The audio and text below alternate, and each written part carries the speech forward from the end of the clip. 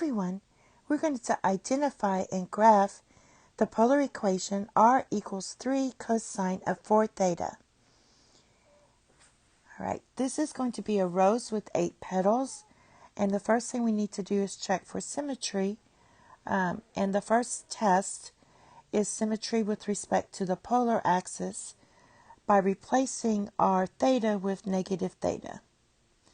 So for this, would have 4 times negative theta.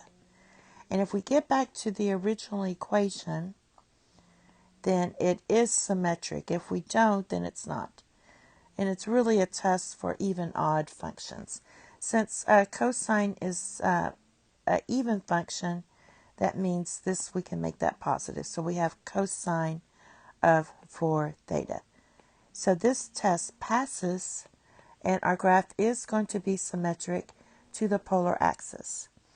Now let's test for our line theta equals pi divided by 2, which is the y-axis. And in this case, we're going to replace theta with pi minus theta. So you're going to have r equals 3 cosine of 4 times, instead of theta, you're writing pi minus theta. And simplifying, we get cosine of 4 pi minus 4 theta. We're going to use our difference formulas for cosine and expand this. So this is going to equal 3 times cosine of 4 pi times cosine of 4 theta plus sine of 4 pi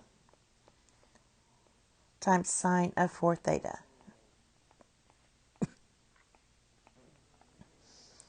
Now sine of 4 pi is just going to be 0, so that goes away. Sine of 4 pi is like saying sine of 2 pi, but just goes around. That equals 1. So this is 1 times this, so we get 3 cosine of 4 theta. So it's also symmetric with respect to our line. Our graph is symmetric both to the x-axis and the y-axis. Therefore, it's also going to be symmetric with respect to the pole. If both of these tests pass, then it's also follows that it's symmetric to the pole. Since it's test for that, we only need to assign values in our first quadrant. That would be from 0 to pi divided by 2, and we can graph this. So I put some values down for quadrant 1, and when you substitute in our values, cosine of 0 is 1, times 3 is 3, and the rest of them are going to be negative 3 halves, which equals negative 1.5. Pi divided by 4 is negative 3. Then we're going to get negative 3 halves again. Then we're going to go back to 3.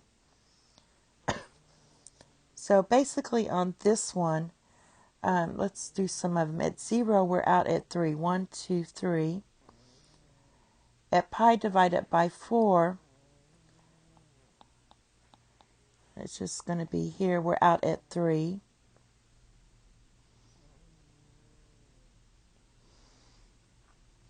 At pi divided by 2, we're at 3. We're out 3 here. So, and then we have another, let's do these other, although every 45 degrees it's going to be at 3 or negative 3. So we can go up 3 here and make it all symmetric. 3 here. 1 about here, is that right? So hopefully I got this, and we're missing 1 here. 1, 2, 3. Okay. This graph is hard to see. We got 1 out here too. 1, 2, 3. So those are your key points. Then at pi divided by 6 here, we're at negative 1.5, which is here. So every pi divided by 6, it's going to be 1.5. Where's this one? Also at pi divided by 3. So everywhere we have this, it's going to be 1.5. So right about here, here, here, here. Getting them all here, here, and here. So, and we're really starting at 0 at 3. So basically, your graph is going to go like this. First, we're going from 3, going through here.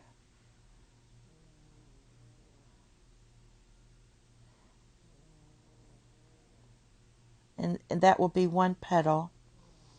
And then here's another petal.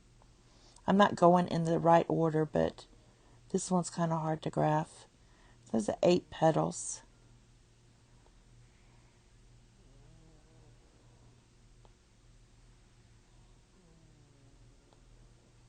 So just go through all the points here. And there's your rose with the 8 petals. Thank you. Have a nice day. Bye-bye.